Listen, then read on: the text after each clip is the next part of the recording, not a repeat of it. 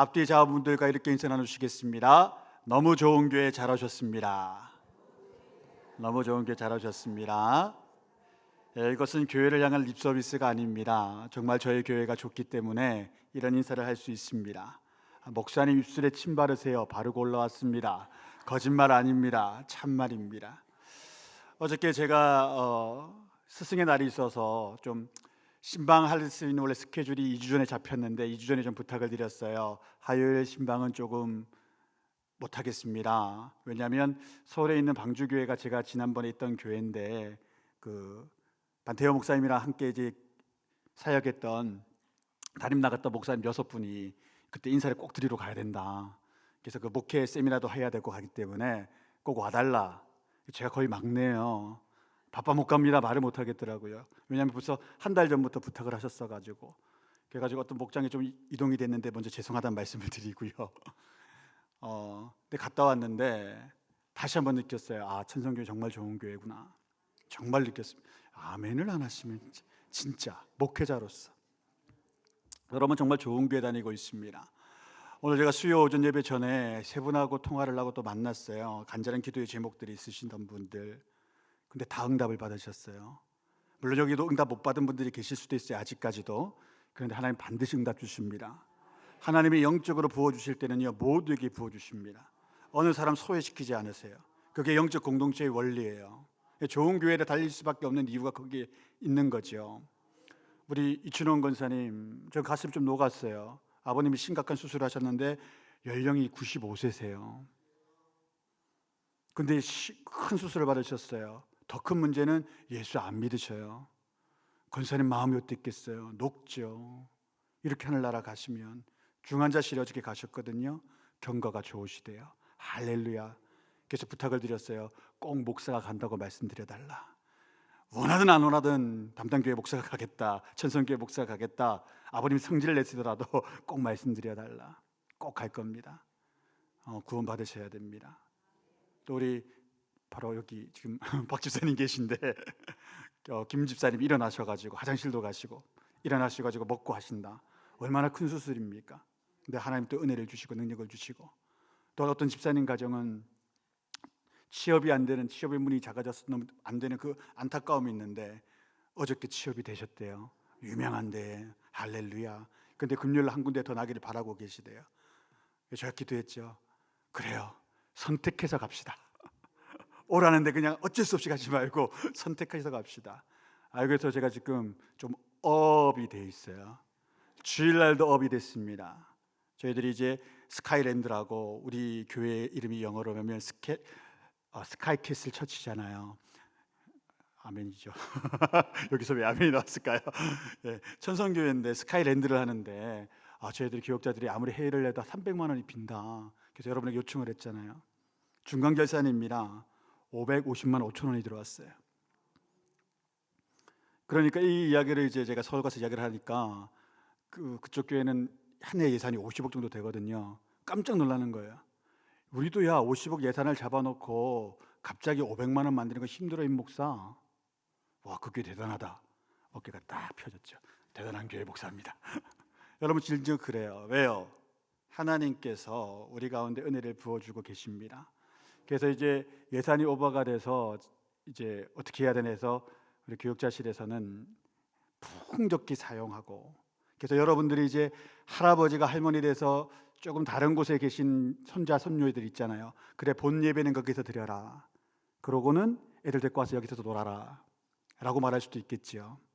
그렇게 와도 먹을 게 풍성하고 선물도 주고 놀 수도 있고, 교회 안 다니는 아이들 붙잡아가지고 좀 와라. 아니면 여러분들이 희생을 하셔야죠. 내가 손자 손녀 주일날 내가 다 봐줄게. 그러고 데리고만 와도 애들이 그냥 알아서 놀 수 있습니다. 그러니까 그런 것들을 좀 이야기해 주셔요. 풍성한 잔치가 될 수 있도록. 저는 아이들이 이걸 있었으면 좋겠어요. 옛날에 동안교회라는 교회에 김동건 목사님 체육관 잘 교회들에서 안 지을 때 90년대 초반에 체육관을 크게 지었거든요. 그 체육관을 지은 이유는 한 가지밖에 없었어요. 농구 골대를 보면서 아이들이 그걸 느꼈대요. 중고등부 아이들이 이 교회가 우리한테 관심이 많구나. 농구 안 하는 애들도, 여자애들도 농구 골대 보면서 체육관 보면서 아, 교회가 우리한테 관심이 많네. 그런 일들이 청성교회 가운데 많아지기를 주의 이름으로 축원드립니다. 더 좋아질 겁니다. 더 좋아집니다. 그건 당연하죠. 제가 전에도 말씀드렸지만 여기서 강단에서 새벽에 기도할 때마다 누리는 것, 매일 기도하는데 누리는 건 뭐냐면 하나님께서 우리 교회에 복 주시기 원한다는 거예요. 우리가 간절히 기도를 했잖아요. 하나님 우리 교회에 복 주세요. 우리 교회 회복하게 해주세요. 근데 그걸 가장 원하시는 이는 담임 목회자도 아니고 여러분도 아니에요. 여호와 하나님이셔요. 우리 주님이셔요. 그래서 좋은 교회라는 겁니다. 오늘 갈라디아서 말씀을 보면 사도 바울은 다메섹 소상에서 예수님을 만난 후 30년간 정말로 열심히 복음 증거하는 사람이었습니다. 열심히 복음 증거해서 3번의 전도 여행을 통해서 저 북부 그리스 지역에 있던 마케도니아 지역까지, 그리고 남부 그리스 지역인 아가야 지역, 그리고 시리아와 수리아와 팔레스틴 지역을 할 것 없이 모든 지역을 다 돌아다녔습니다. 심지어 로마까지 가서 복음을 증거했죠. 3번의 선교 여행을 했습니다. 그렇게 3번의 선교 여행을 할 때 제일 먼저 또한 그가 기억했던 교회는 갈라디아 교회였습니다. 왜냐하면 이 서신서였던 갈라디아서를 제일 먼저 편지로 써서 보냈기 때문입니다. 그 이유는 지난 시간 우리가 살폈지만 갈라디아 교회에 사람들의 마음을 무너뜨리고 성도들 가운데 분쟁을 일으키고 심지어 목회자였던 바울을 신란하는 이단의 무리가 들어왔기 때문입니다. 사탄의 종들인 그 이단들이 들어와서 말하기 시작합니다. 그런데 그들이 공격했던 것은 공교롭게도 사도 바울의 사도성이었습니다. 어떤 사도성이냐? 사도 바울은 예수님의 12제자가 아닌데 어떻게 사도라고 말할 수 있냐? 저건 거짓말쟁이다. 절대 그럴 수가 없다라는 것이었습니다. 그런데 그 말을 했던 사람들이 누구냐? 유대 땅과 예루살렘 교회에서 올라왔던 사람들입니다. 그러면서 이단의 사상, 사탄을 접하여 그 말씀을 변개한 무리들이었습니다. 그래서 사도 바울이 갈라디아 교회를 세웠다. 그리고 수백 명의 사람들이 갈라디아 교회에 있는데 그들이 와서 가르치는 겁니다. 이 도는 잘못되었다. 사도 바울이 전한 복음은 잘못되었다는 거예요. 왜? 그는 진짜 사도가 아니다. 우리들은 진짜 사도에게 진짜 하나님의 말씀을 배웠던 이들이다. 사도 바울은 예수님 살아계실 때는 예수님 한 번도 못 만났던 사람들이다. 그런데 우리는 예루살렘에서 예수님 만났고 유대 땅에서 사도들은 아니었지만 예수님 만난 그런 사람들 중에 우리가 몇몇이 있다. 그들이 가르친 바 무엇이냐? 너희들은 이방 그리스도인들이기 때문에 믿음만으로 예수님 믿는 구원에 이르지 못하고 그것과 병행하여 더불어 구약의 말씀을 철저히 지켜야 한다. 할례하지 않았구나. 할례해야 된다.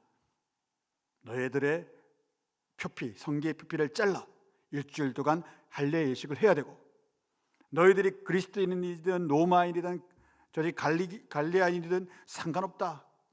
너희들은 이제부터 유월절과 초막절과 오순절을 일주일 이 명절들을 유대인들처럼 지켜야 된다. 그럼 우리 민족의 명절은 그걸 안 지켜도 돼. 유대인들처럼 살아야 돼. 이것을 가르치는데 이게 묘한 설득력이 있는 거예요. 왜요? 사도 바울 진짜 예수님 원래 핍박했던 사람, 자기가 맨날 간증했는데 핍박했고 예수님 만난 적 없다고, 살아있을 때 예수님 못 만났다고. 맞네. 그럴듯한데? 거기다가 그곳 가운데는 그런 분들이 계셨지 않겠습니까? 사도 바울이 좀 마음에 안 드는 사람, 그런 사람도 있을 수 있잖아요. 다 좋아해요. 여러분 다 저를 좋아하세요? 그러기를 주의 이름으로 축원합니다. 스스로에게. 아무튼 그럴 수도 있잖아요. 뭔가 마음에 안 들었던 사람들이 그 말을 들었을 때 그렇지, 그 팩트네 라고 생각이 들게 되게 된 것이죠. 심각한 건 그겁니다. 그렇게 되다 사탄이 메시지가 아닌 메신저를 공격하자 그가 말했던 모든 복음의 정수도 진리도 왠지 그릇된 것처럼 느껴지기 시작했던 것입니다. 바울이 여기서 심각성을 느낀 겁니다. 나에 대해서 오해할 수 있고 나에 대해서 저들이 비난할 수도 있는데, 그런데 나 때문에 일어난 진정한 복음이 퇴색되고 구원의 길이 막히는 것에 대해서는 강력한 심각함을 사도 바울이 느꼈던 것입니다. 그래서 11절 12절 말씀에 부득불 이렇게 이야기하는 거죠. 우리 함께 읽습니다. 형제들아, 내가 너희에게 알게 하노니 내가 전한 복음은 사람의 뜻을 따라 된 것이 아니니라. 이는 내가 사람에게 받은 것도 아니요 배운 것도 아니요 오직 예수 그리스도의 계시로 말미암은 것이라. 아멘. 사도 바울이 이렇게 이야기하는 이유는 그가 처음 예수님을 만난 장면을 회상했기 때문입니다. 예수님은 직접 바울을 찾아오셨습니다. 직접 그를 특정하셨죠. 사도 바울은 초대교회의 가장 강력한 핍박자였습니다. 그는 예루살렘 교회의 신실한 주의 종인 스데반을 죽이는 일에 책임을 맡았던 사람이었습니다. 사도행전 7장 55절에서 60절 말씀 함께 읽어보겠습니다. 스데반이 성령이 충만하여 하늘을 우러러 주목하여 하나님의 영광과 및 예수께서 하나님 우편에 서신 것을 보고 말하되 보라 하늘이 열리고 인자가 하나님 우편에 서신 것을 보노라 한데 그들이 큰 소리를 지르며 길을 막고 일제히 그에게 달려들어 성 밖으로 내치고 돌로 칠세 증인들이 옷을 벗어 사울이라는 청년의 발 앞에 두니라. 그들이 돌로 스데반을 치니 스데반이 부르짖어 이르되 주 예수여 내 영혼을 받으시옵소서 하고 무릎을 꿇고 크게 불러 이르되 주여 이 죄를 그들에게 돌리지 마옵소서 이 말을 하고 자니라. 아멘. 바울이라는 이름은 바울의 헬라식 이름 표현입니다. 게바 그리고 페트로라고 한 것처럼 베드로를 그렇게 말했던 것처럼 게바는 아람어식 표현이지요. 그리고 페트로 이 베드로라는 말은 헬라식 표현이지요. 사울도 유대식 표현입니다. 그리고 포울이라고 말하는 이 바울은 헬라식 표현 그 이름을 말하는 것이지요. 이 청년 사울이 이 하늘이 열려서 예수님을 바라보고 있는 스데반을 죽이는데 총책임을 맡았던 사람이었습니다. 그는 이 예수교가 유대교 내에서 나온 사교라고 생각했습니다. 그래서 율법적으로 저들을 죽이는 거예요. 돌로 쳐서 죽이는, 모세의 명령한 대로 이방 신상을 유대교 가운데 섬기는 자들을 돌로 치라 했기 때문에 그와 똑같은 사탄 숭배자들처럼 이 예수교를, 기독교를 핍박했던 것입니다. 그는 정말 열심을 다해 또한 이 유대교의 정통을 따르는 자였지요. 이 전통에 따르는 데 있어서는 갈라디아 교회에 들어온 이단들하고는 비교도 되지 않는 순수함과 온전함과 열정을 가졌던 청년이 바로 이 사도 바울이었습니다. 따라올 자가 없었지요. 그런 사람 가운데 이런 이단자들이 들어오니 얼마나 사도 바울 입장에서는 이해가 되지 않았겠습니까? 그 어리석은 것을 따른단 말인가? 그 모든 것이 십자가의 보혈을 통하여 다 회복되었고 다 버려진 것들인데 어떻게 저 말을 듣고 그리스도인들이 성령을 이미 체험하는 이들이 어떻게 그 성령의 능력을 상실하고 저 말을 따라 들어갈 수 있는가라는 생각이 사도 바울에게 있었지요. 사도 바울 그렇지만 분내지 않고 설명합니다. 사도행전 9장 3절에서 6절의 말씀에 따르면 다메섹 도상에서 예수께서 친히 그에게 오셨습니다. 그리고 예수님 말씀하셨지요. 사울아 사울아 내가 어찌하여 나를 박해하느냐. 이때 사도 바울이 이야기합니다. 주여 누구시니까? 이르시되 나는 내가 박해하는 예수라 하시니. 그 예수께서 직접 예수님 오셨지요. 그리고 참 놀랍게도 사도 바울의 소명을 사도 바울에게 먼저 말씀하지 않으셨습니다. 그렇게 다메섹 도상에서 예수님께서 바울을 만난 다음 바로 집가에 있는 아나니아에게 예수님 나타나셔서 다음과 같이 말씀하셨죠. 사도행전 9장 15절에서 20절 말씀 중요하니까 함께 읽어볼게요. 함께 읽습니다. 주께서 이르시되 가라 이 사람은 내 이름을 이방인과 임금들과 이스라엘 자손들에게 전하게 하기 위하여 택한 나의 그릇이라. 그가 내 이름을 위하여 얼마나 고난을 받아야 할 것을 내가 그에게 보이리라 하시니 아나니아가 떠나 그 집에 들어가서 그에게 안수하여 이르되 형제 사울아 주 곧 내가 오는 길에서 나타나셨던 예수께서 나를 보내어 너로 다시 보게 하시고 성령으로 충만하게 하신다 하니 즉시 사울의 눈에서 비늘 같은 것이 벗어져 다시 보게 된지라.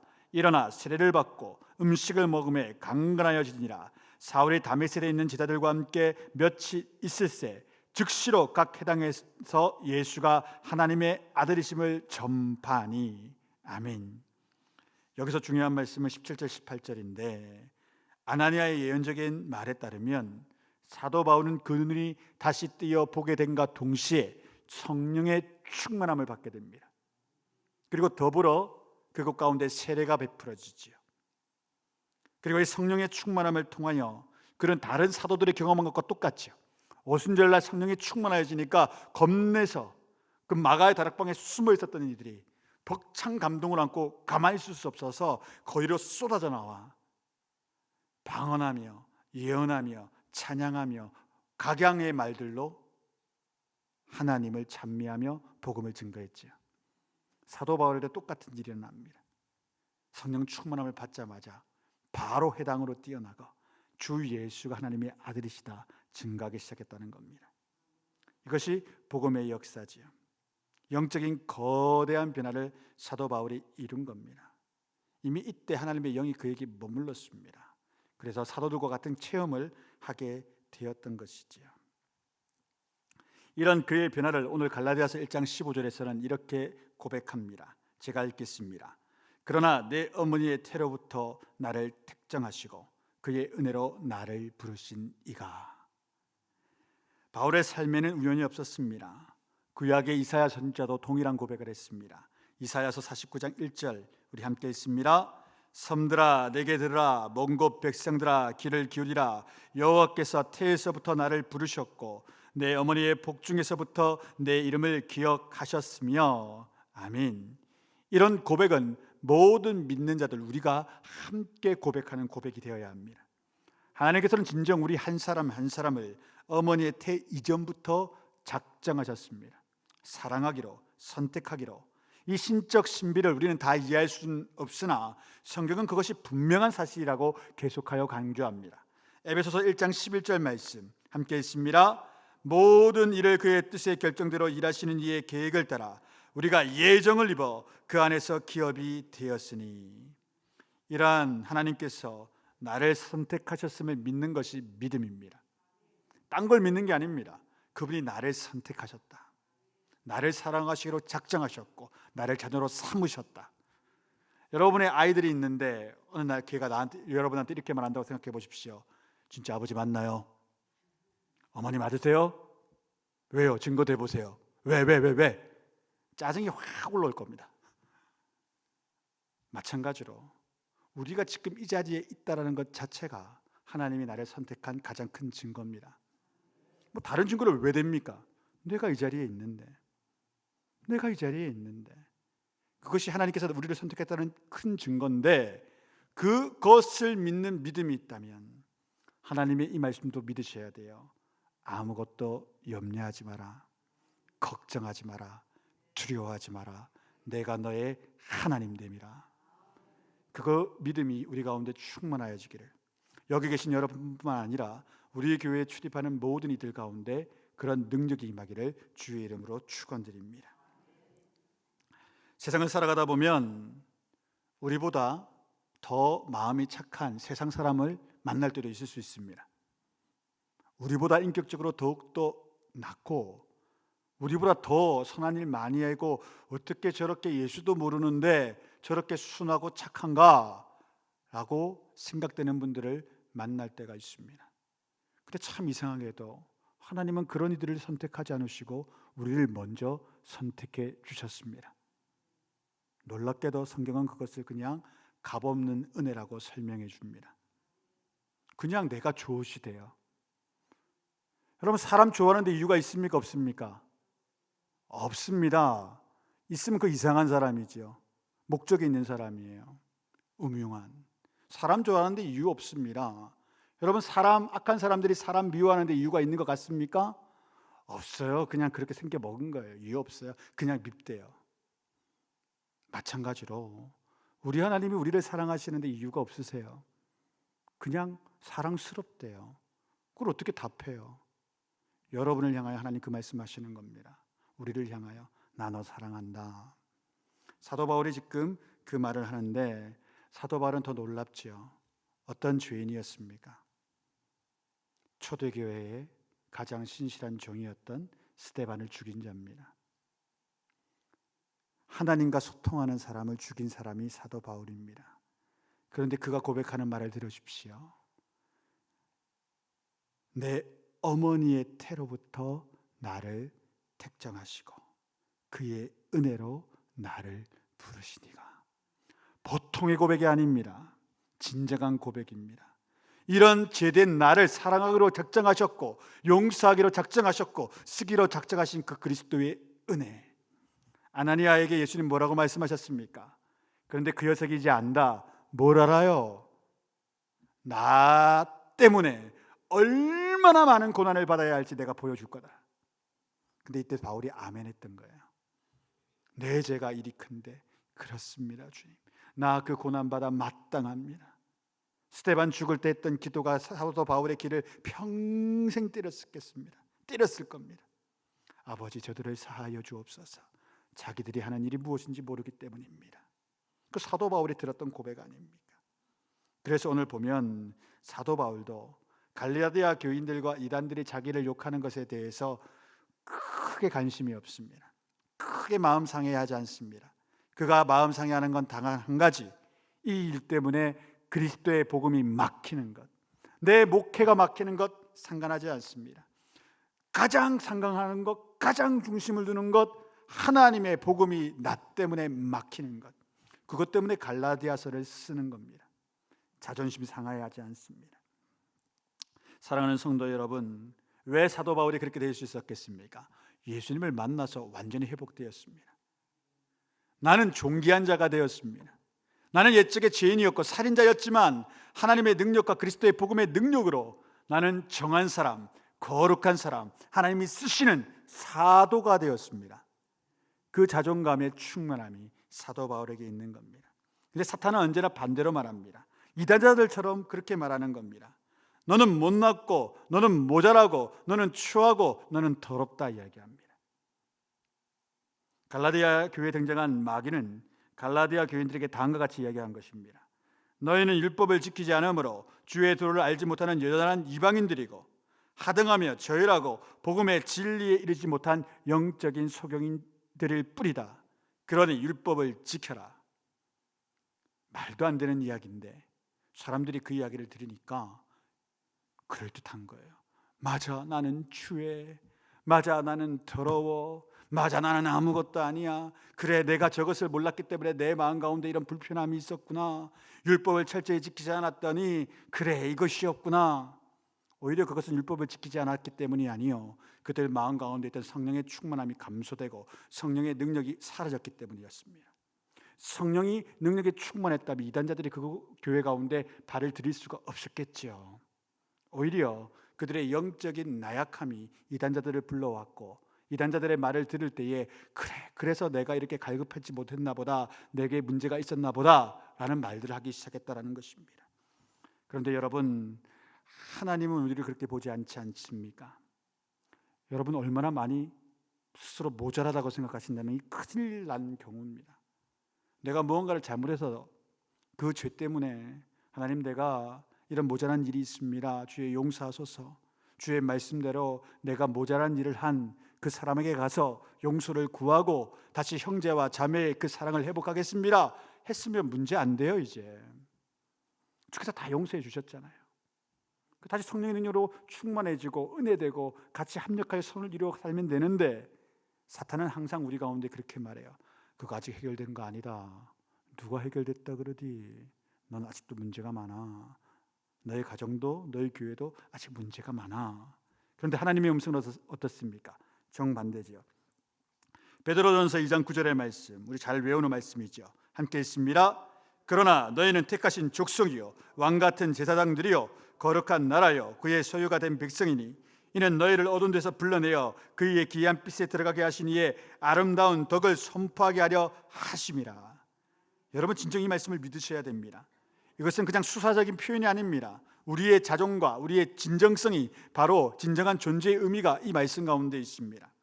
하나님께서 나를 택하셔서 옛 다윗처럼 다니엘처럼 예수님의 사도들처럼 택하신 족속의 일원이 되게 하셨습니다.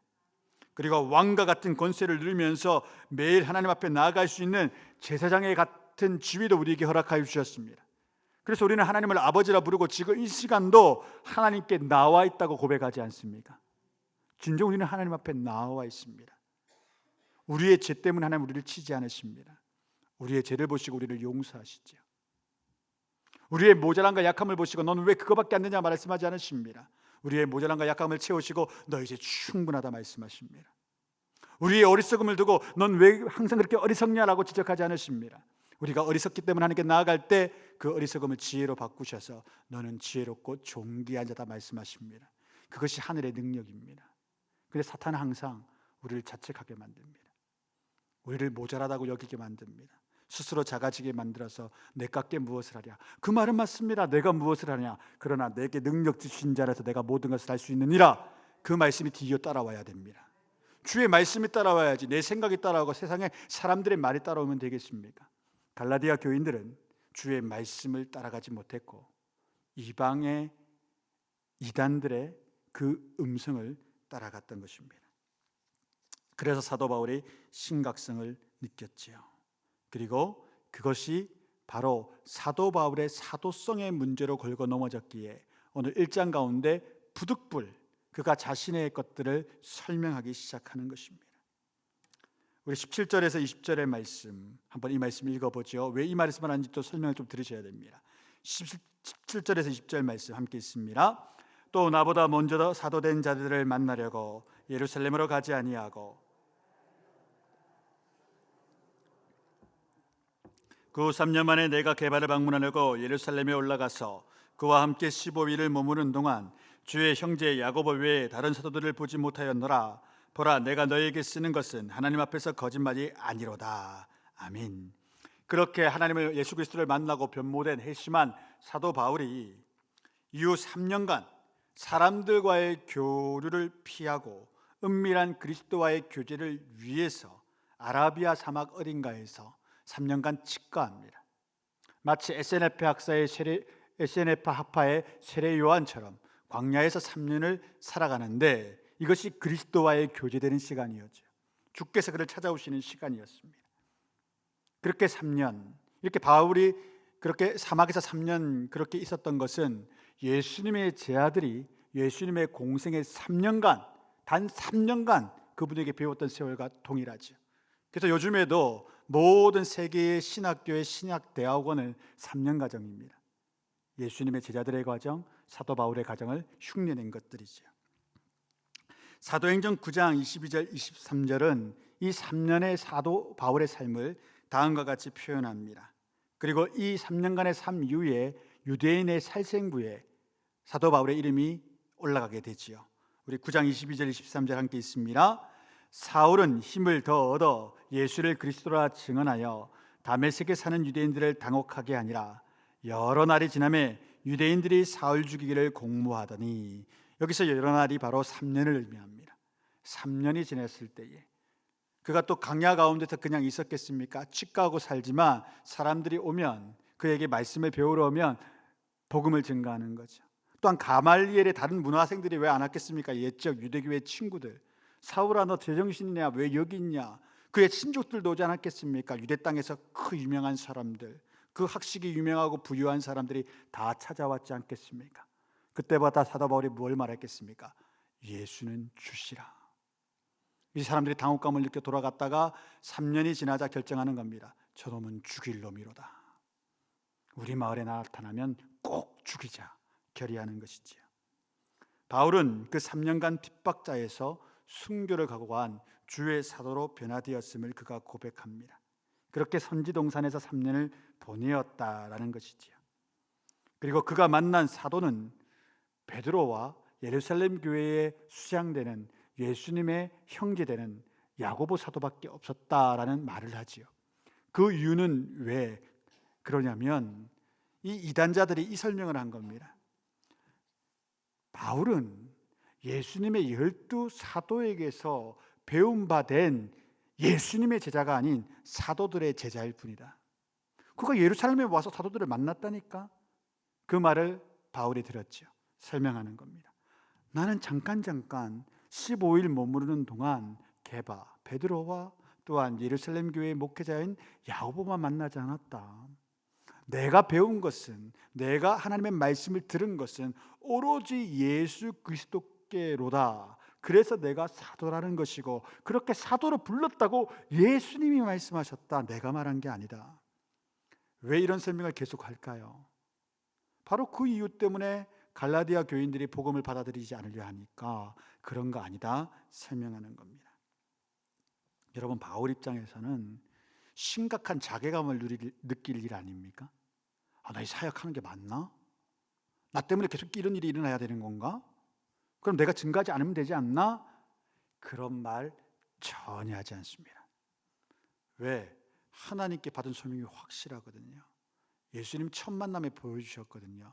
너는 나를 위해 이런 핍박받아야 된다. 이렇게 죽어야 된다. 넌 이런 오해도 받아야 된다. 이런 상처도 받을 것이다. 바울아, 염려하지 마라. 그거 다 너의 주인 되는 내가 다 당했다. 오죽하면 너도 나를 박해하지 않았냐. 그러니까 바울이 이것에 대해서 크게 신경 쓰지 않아요. 신경 쓰는 건 단 한 가지예요. 어떻게 하면 이 오해를 푸나. 갈라디아 교인들 가운데 있는 이 오해를 어떻게 푸나. 그들을 미워하지도 않아요. 그들을 탓하지도 않아요. 그들을 저주하지도 않아요. 그들을 어떻게 하면 너희들 이러냐고 하고 삿대질하지도 않아요. 오로지 하는 것, 그들을 향한 사랑의 마음으로 너희의 그 생각들이 바뀌기를, 내가 구구절절 하나하나 그 오해가 풀어지기를 성령의 능력으로 기도하여 하나님이 주신 지혜를 가지고 글로써, 찾아갈 수는 없으니 글로써 하나씩 풀어주는 겁니다. 또한 바르게 가르쳐 주는 겁니다. 사탄은 오늘날도 우리 하나님의 교회들을 이렇게 어지럽히고 파괴시키려 합니다. 지체들 간에 서로 오해를 조장하게 만들고, 그 오해들을 통하여 미워하고 다투고 시기하고 질투하게 만들려고 하는 것이 사탄의 역사지요. 항상 하나님의 교회, 거룩한 주님의 교회는 바깥 세력의 박해에서는 굳건했습니다. 바깥 세력의 박해 때문에 교회가 사라진 역사는 없습니다. 지하로 숨어들고 카타콤으로 숨어들지언정 그 존속함이 파괴되지는 않았습니다. 근데 교회가 내부에서 서로 오해를 일으켜 싸우고 다툴 때는 여지없습니다. 사라집니다. 분열됩니다. 망합니다. 그런데 진정한 교회의 리더는 이것을 바로 바라보지요. 사도 바울은 그러한 오해를 주 성령의 능력으로 풀기에 그 권능이 뛰어난 사람이었습니다. 그래서 그네들을 향하여 탓하거나 미워하지 아니하고 오히려 충만한 기도로, 또한 그 충만한 기도와 사랑에서 나오는 인자한 언어와 행실과 그 가르침으로 갈라디아 교인들에게 다가갔던 것입니다. 우리는 이런 바울의 모습을 배워야 합니다. 21절에서 24절의 말씀 우리 또한 읽어봅니다. 그 후에 내가 시리아와 길리기아 지방에 이르렀으나 그리스도 안에 있는 유대 교회들이 나를 얼굴로는 알지 못하고, 다만 우리를 박해하던 자가 전에 멸하던 그 믿음을 지금 전한다함을 듣고 나로 말미암아 하나님께 영광을 돌리니라. 아멘. 폭삭 수도가수도라는 드라마 보신 적 있으십니까? 못 보셨어요? 죄송합니다. 거기에 보면 참 이렇게 성질 나쁜 한 사람이 나와요. 그분의 이름이 아시네요. 예, 예. 학이라는 학시인데 그분의 이름이 그게 아닌가 아세요 혹시? 그냥 입버릇이 확시 이러니까 그 사람 이름 다 학시라고 알고 계시더라고요. 본명 달라요. 그 드라마 나에서 본명이 달라요. 지금 사도 바울이요, 자기가 키운 제자들이잖아요. 자기가 정말로 사랑을 베풀고 능력을 베풀었던 성도들이었잖아요. 근데 그분들이 뭐라고 말해요? 당신 사도 아니시잖아요. 당신 진짜 목사 아니잖아요. 당신 우리한테 제대로 한 게 뭐가 있어요?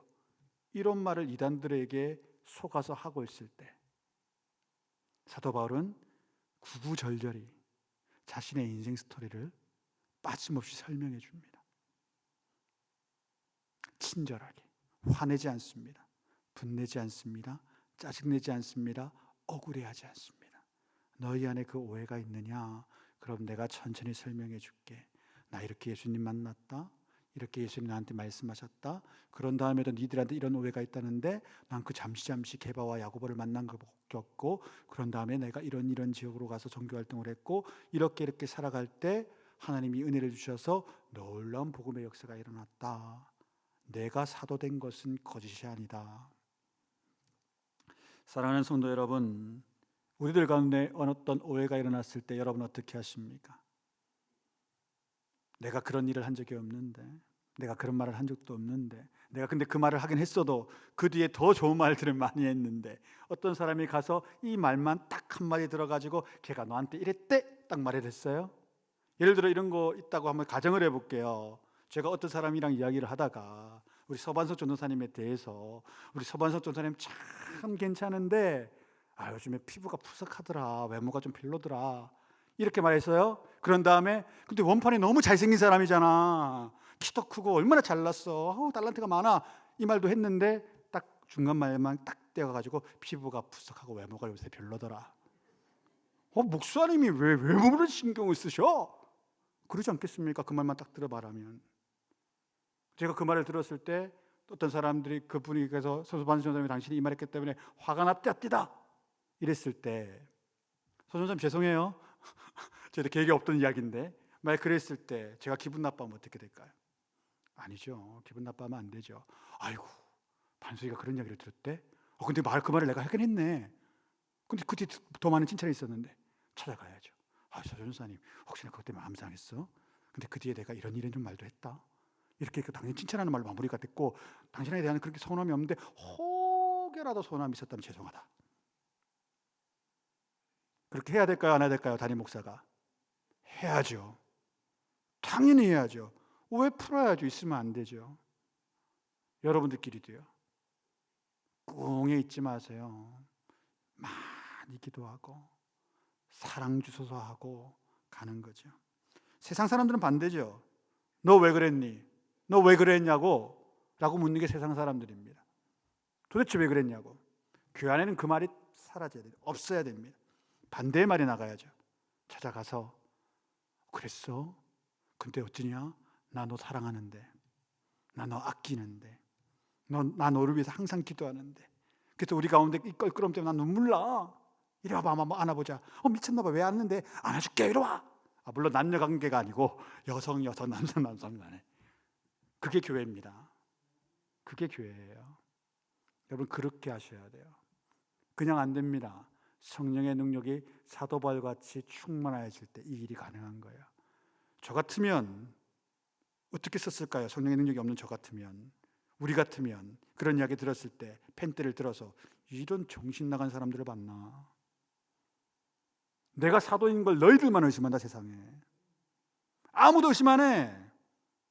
근데 너희들 어떻게 이렇게 하냐? 라고 성질도 낼 수 있잖아요. 근데 성령이 충만한 사람들은 절대 성질 안 낸다니까요. 분노하지 않아요. 그런 오해가 있으세요. 나 진짜 안타까웠다, 약간 짜증도 나긴 했지만 하나님이 주신 내 본연의 말씀은, 본연의 능력은 사랑이요 은혜다. 난 여전히 너희를 사랑해. 그러면서 그 어른이에요. 사도 바울은 이 당시에 교회의 큰 어른이었어요. 그런데 그 어른이 그 나약한 성도들 가운데, 그 나이 작은 자들 가운데 하나하나 자신의 인생을 풀어서 설명해 줍니다. 이것이 성경이고 이것이 은혜입니다. 여러분, 성도들 가운데 자존심 세우지 마셔요. 예수님도 우리한테 자존심 다 꺾으셨는데, 그잖아요. 다 꺾고 사시는데 우리가 뭐라고 자존심을 세웁니까? 우리가 세울 건 자존감만 세우시면 돼요. 나는 왕 같은 제사장이요, 하나님 나라의 택하신 족속이요, 하나님의 자녀로다. 그걸 세워야지. 그게 세워져 있으면 딴 사람한테 머리 숙이기가 쉽습니다. 자존감이 높은 사람들은요, 벼는 이것으로 머리를 숙인다 그러잖아요. 다른 사람한테 머리를 숙이기가 좋아요. 내가 이렇게 큰 존재이기 때문에 머리를 숙이는 거예요. 근데 자존감이 작은 사람들은 어떻게 해요? 내가 왜 저딴 사람한테 머리를 숙여야 돼? 내가 왜 손해를 봐야 돼? 내가 왜 저런 말을 들어야 돼? 그런 말을 하기 시작합니다. 사랑하는 성도 여러분, 천성교회 가운데서는 이 후자의 말이 완전히 사라지기를 바랍니다. 나를 오해하는 자가 있다 하고 나에 대해서 신뢰하는 자가 있다면 그를 위해 더 눈물로 기도하는 우리 되기를 원합니다. 그를 찾아가서 나 당신 사랑해 라고 말할 수 있는 우리가 되기를 원합니다. 정말로 그런 역사 일어납니다. 정말로 놀라운 은혜가 있습니다. 여러분 정말로 축복해 주십시오. 나를 미워하는 이들을 위해 축복해 주시고, 물론 없으시겠지만 생긴다면 축복해 주시고 더 아껴 주시고 더 역사해 주세요. 세상 속담 따라가면 안 됩니다. 미운 놈 떡 하나 더 준다, 애따 먹어라. 절대 그러지 마세요. 우리가 속담을 따라가요? 예수님 따라가야지. 죽기까지 사랑한 그 사랑으로 당신 사랑하겠습니다. 더 기도하겠습니다. 그런 은혜가 저와 여러분 가운데 있어서 이 교회가 더 좋은 교회, 지금도 너무 좋은 교회입니다. 더 좋은 교회 될 수 있기를 주의 이름으로 축원드립니다.